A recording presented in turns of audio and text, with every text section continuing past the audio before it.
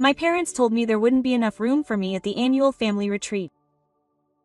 So they invited 118 people, my 6 siblings, their families, their in-laws, and even cousins and friends. I didn't say anything. Instead, I took action. 9 hours later, my mother was screaming. "So, how was the retreat?" My friend Mia asked, as if she were commenting on the weather. I blinked. "What a retreat." She laughed a little, then tilted her head. "Your sister posted about it. She looked amazing. Shirt and all." She pulled out her phone, and there was a photo taken from above. A drone photo, of course. A sprawling resort nestled on the edge of a lake. 118 people lined up in a tight row like someone was trying to break a family record. A banner stretched across the middle. 2025 Annual Family Retreat, period. I recognized all the faces. My parents in the foreground, my 6 siblings, their spouses, their children, a few cousins I hadn't seen in years, and even the in-laws. There was a palette of colors, there were laminated name tags. Everyone but me, full stop, I said lightly, forcing a smile. Yes, I wasn't technically there. Mia's eyes widened. Oh, I get it. She started to say something else, but I shrugged it off and took a sip of wine. It wasn't worth explaining, full stop. Not with 6 people discussing oatmeal and vacations at the other end of the table. Not with the shrimp skewer still being passed around like everything was normal, full stop. So I did what I've been doing for years. I smiled, I agreed. I laughed at a story I wasn't really listening to. I made eye contact. I nodded. I was calm, not my heart. It was racing like it had just remembered something urgent. Not 10 minutes later, I excused myself to use the bathroom. The hallway light buzzed overhead. I closed the door, locked it quietly, and sat on the edge of the tub. It smelled like lavender soap and someone's hair gel. Not. I opened my Instagram phone. First, there were photos, dozens of photos. Brunches by the lake, campfire parties, my brothers holding toddlers, my sisters in matching sundresses and retirement hats, a shot of my parents slow dancing under string lights. Not someone had coordinated all of this. A spreadsheet existed. It wasn't a coincidence. I checked my sister's story. There was even a hashtag retreat at Reconnect. Then I remembered the phone call from a few weeks earlier, period. I had casually asked my mother, "Are we doing anything this year for the retreat?" She had seemed rushed. She seemed rushed. "We're going to keep it small," she had replied. "There's not enough room for everyone." Not enough space, that's true. I hadn't really thought about it at the time. She said it so easily, and I've been trained in that quiet middle child way of not pushing, not taking up space. So I didn't ask any follow-up questions. I didn't ask for a date. I didn't ask who was going. I just assumed I'd find out if something happened. I kept scrolling, period, 118 people. A group photo where my absence stood out like a missing tooth. And the stupidest thing is, it wasn't even new. When I was 10, a cousin's birthday party was too busy for me. Period. When I was 15, I found out the family was going away for the weekend to a lake house. My name wasn't on the group message, and I remember helping pack for one of those retreats. I ironed those stupid Tash shirts. Yet there I was, still surprised, still hoping. I guess the tears came quickly, quietly, controlled. I didn't sob. That would have been too dramatic. No, they were the kind of tears that escape before you even realize they've started. Not loud enough to be heard, just enough to sting. Period. There was a knock on the bathroom door. "Are you okay?" Point J's voice cleared my throat. "Yeah, something's wrong with my stomach. I'll be right there." She paused. "Do you want me to get you something?" "No, I'm fine, thanks." I didn't move for a minute. Then I stood up. I washed my face and tried to fix the damage. My mascara had smudged slightly. I wiped under my eyes with a piece of toilet paper that immediately tore, and I laughed a little at myself in the mirror. I didn't look angry or sad. Just blank. I pulled my shoulders back. I gave myself a practiced smile. Not warm or fake, just enough to get by. And I walked back down the hall as if my stomach hadn't been upset. Dinner was still in full swing. Someone was laughing. Someone was opening a bottle of wine. Someone was explaining the best way to remove cauliflower. I sat down. I accepted dessert. I smiled. I pretended nothing had happened. No one noticed, period, but something had changed. Something profound. I didn't need to explain what he was doing. I didn't even need to ask why. I didn't know it at the time, but I was 24 hours away from doing something that would change everything, period. I used to think that loneliness was something that happened when you had no one around. Turns out it's much worse when you're surrounded by people from your own family and you always feel like an unwelcome guest in your own life. I'm the fourth in this, not the middle child, it's the middle child, period. This is the territory where we forgot she was in the car. Which, by the way, happened once. They remembered it before they left the parking lot. So, I guess it doesn't matter. Period. My family is big, loud, and musical like a chaotic reboot of Trap. Minus the Nazis, but still a little oppressive. Everyone sings, some play instruments. 2 have made careers in music, period. Family dinners were accompanied by harmony. Talent shows were mandatory. Band performances were recorded and uploaded to YouTube.com. I'm tone deaf. I didn't know it for a while. I thought I was normal. I sang in the shower. I free danced in the car. Period. One day when I was about 7, I joined a birthday party and my older sister winced like I'd stabbed her with a flute. "Clara, please," she said, "you'll just crush it." I didn't know what it meant, but the laughter was enough for me. It became a running gag. Clara the noise polluter. Clara the vibration killer, period. At one point, my brother made a chart ranking the 7 siblings according to their musical abilities. I wasn't on it. The caption read, "Some things can't be measured." Quote. I tried to be funny. I thought that was the only other thing I could do, but my jokes always fell flat. Silly humor doesn't cut it in a room full of people who think slapstick is the height of sophistication. Period. They coined a term. Clara joke, which meant a joke that didn't make anyone laugh. He even used it among himself. It was a real Clara joke, he said, even when I wasn't in the room. Once I asked my mother if she thought I was funny. She smiled as if I had asked her if I had wings. She said, "You're smart, but you're not really entertaining." Quote. After that, I stopped trying.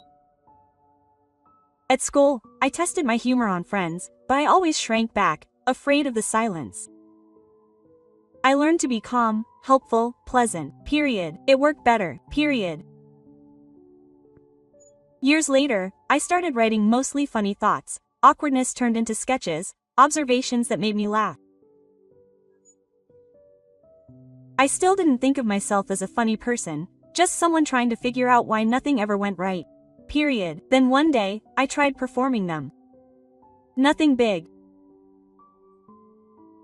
A local open mic night, a small room, bad lighting, a microphone that went gray if you breathed wrong. But the crowd, not politely, not a pitying laugh, a genuine laugh of surprise. Period. I was instantly hooked, and it was months before I told a family member. By then, I was performing semi-regularly. Nothing viral, nothing major, but real people, real laughter, real scenes. Period. It felt like something. I still remember the day I mentioned it. We were sitting after dinner. My father was telling a story for the 3rd time and everyone was doing their usual roles. I cleared my throat. I did some comedy. They blinked like a show, my younger sister asked with a smile. Yes, I do stand up, a little club in town. My brother started laughing. You on stage? Well, this isn't a stadium, I said. It's mostly sticky floors and stale beer. But yes, a stage. They laughed again, not in a cruel way like you laugh when someone tells you they're training for space camp at 30. You've never been funny, my mother said softly. But that's nice. It's good to have hobbies. I wanted to believe it was just surprise that once he saw me perform, he would understand. He would be proud. Maybe they would even change the way they saw me, period. Maybe the label of not funny would finally be erased, period. Guests. I even picked a good show. Friday night, there was a good turnout, a supportive crowd. I wore a new top. I rehearsed my show to death and arrived early to claim tickets. I kept glancing at the door as people filed in. Period. A couple from my last show waved at me. Someone complimented my shoes.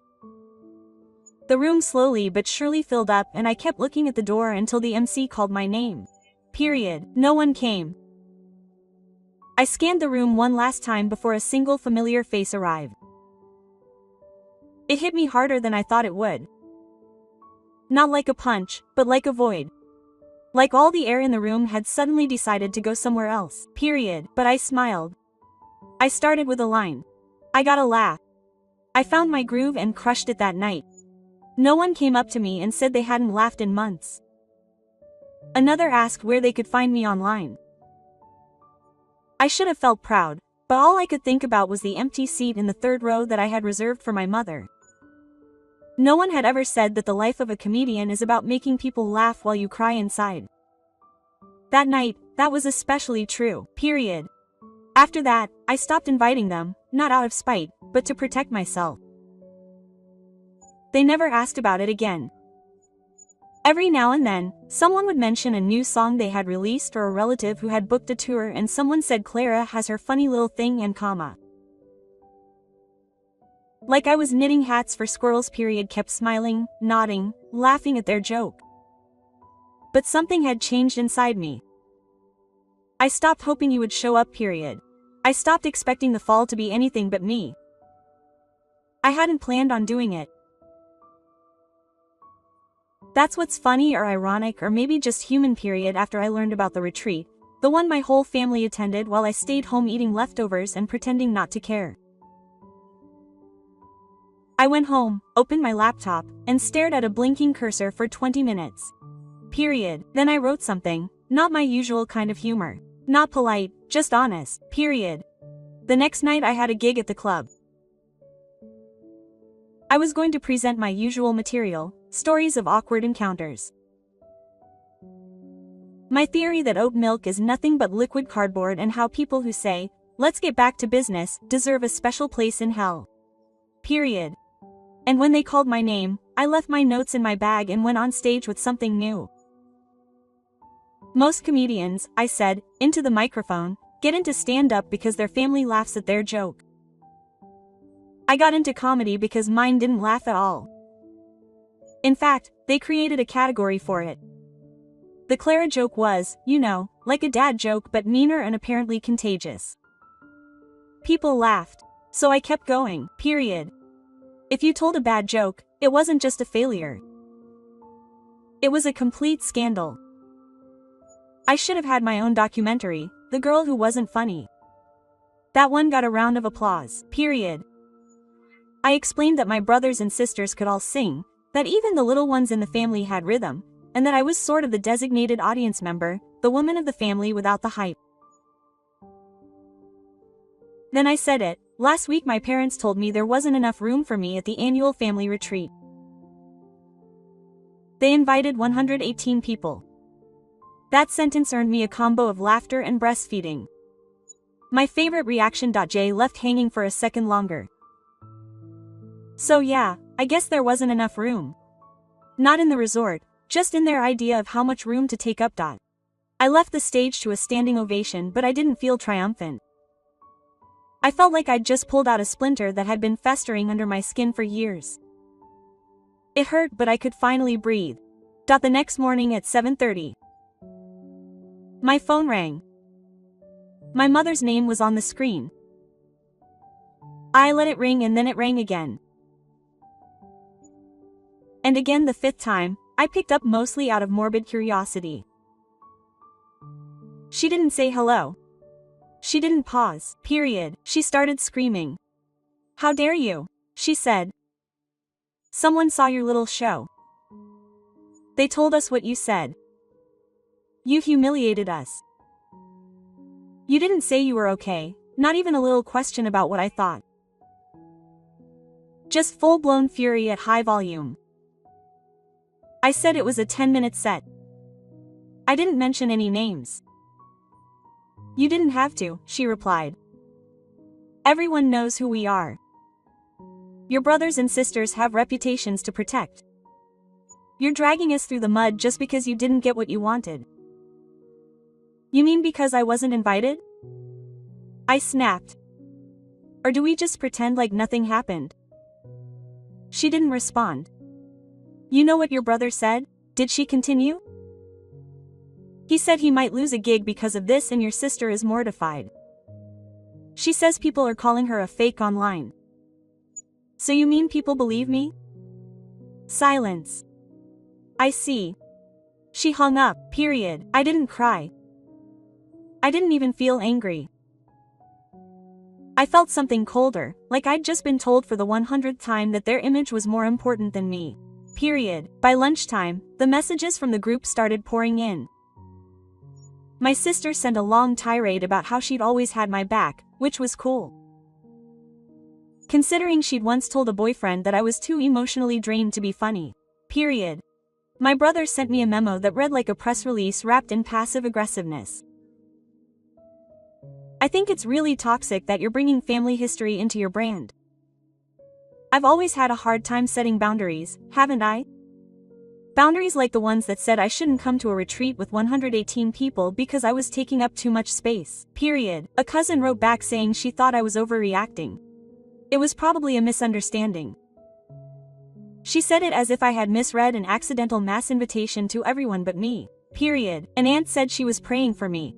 Another sent a message saying I had broken my mother's heart. Period. Part of me wanted to explain, to clarify, to tell. I wasn't trying to hurt anyone. I was just trying to finally tell the truth. But the truth is, he wasn't asking for clarification. Period. He asked me to be quiet, to play the role of the middle child who takes the hits and keeps the peace. I was tired. That night, I shot a video. It wasn't a stand-up, it wasn't a sketch, it was just me. Sitting on my couch, wearing a hoodie, holding a cup that I wasn't drinking from, I said, "Hello. So, I guess some of you saw my last show and apparently it's upsetting some people." I paused, took a breath. Here's the thing. If your family tells you your jokes aren't funny for 20 years and one night hundreds of strangers are crying, you have the right to talk about it. You have the right to heal however you need to. I didn't speak loudly. I didn't name names. I didn't need to. I just told the truth. I used to think I was the least funny person in the world because my family said so. And then I got on stage and people laughed.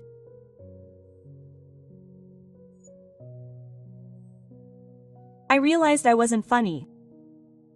I just wasn't funny like they were. And maybe that's okay. I looked the camera.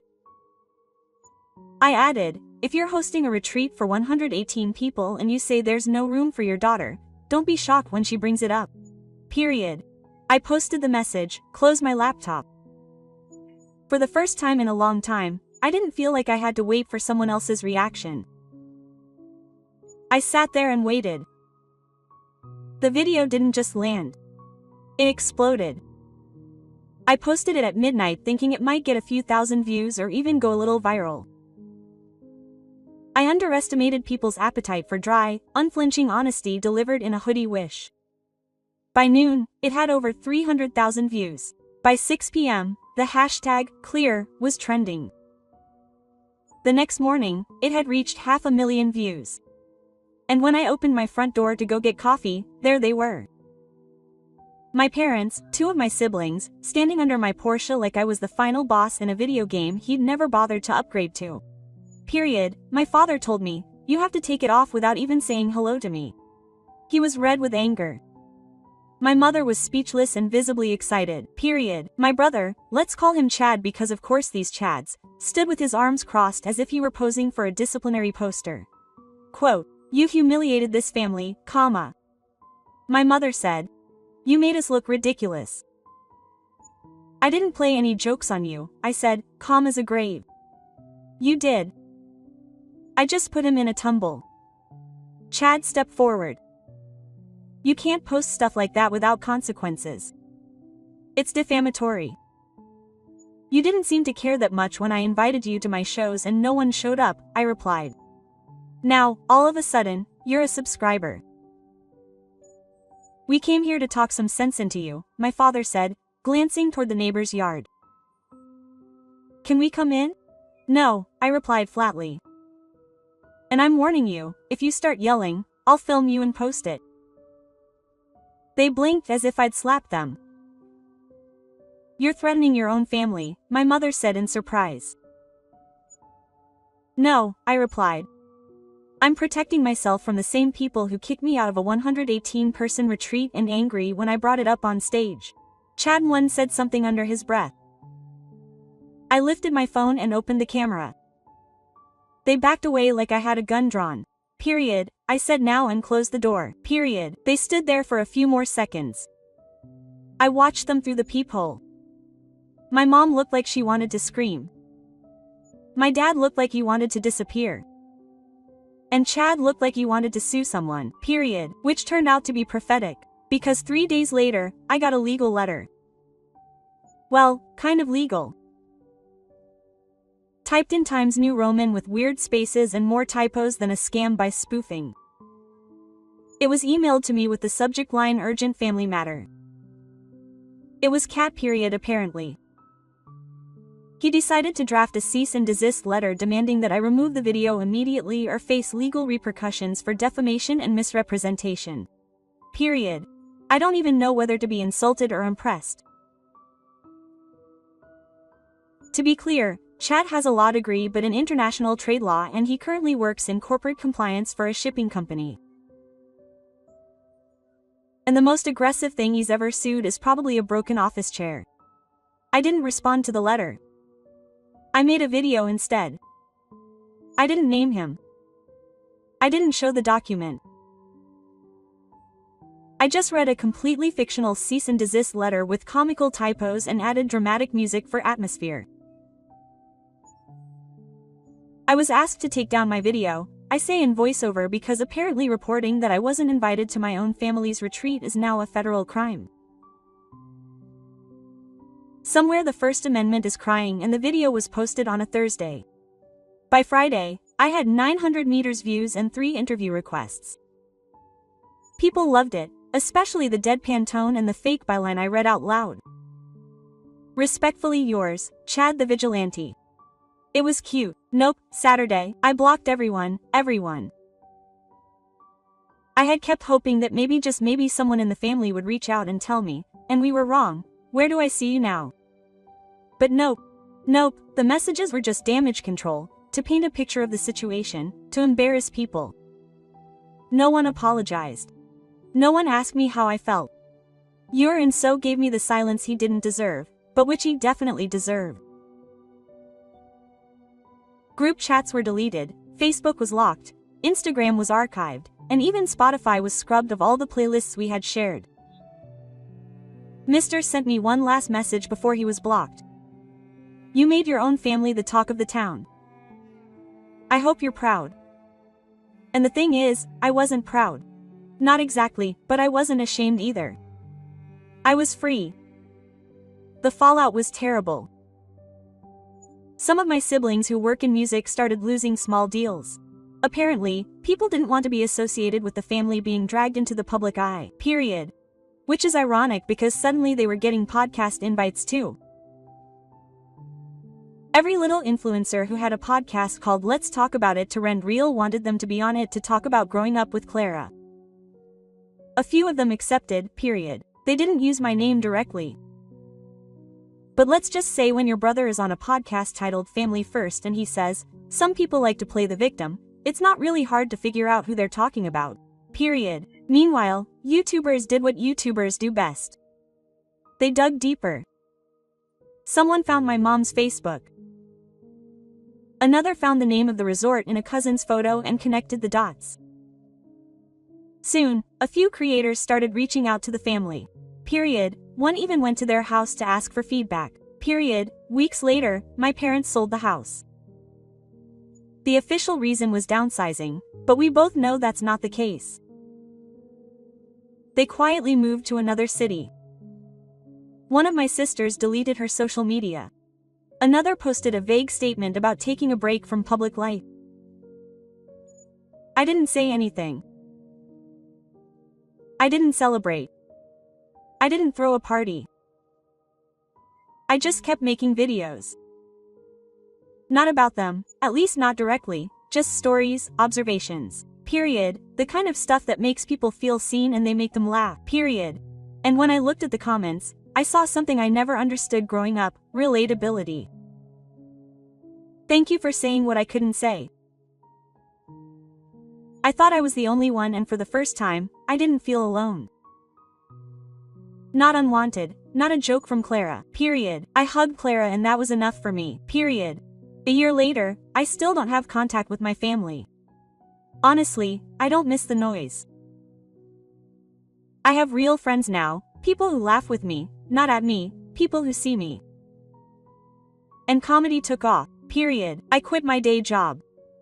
I started touring for the first time. I wake up excited because I'm doing it. People come up to me after shows and say, I thought it was just me. It never is. Sometimes I still wonder, did I do the right thing or did I go too far? Let me know in the comments.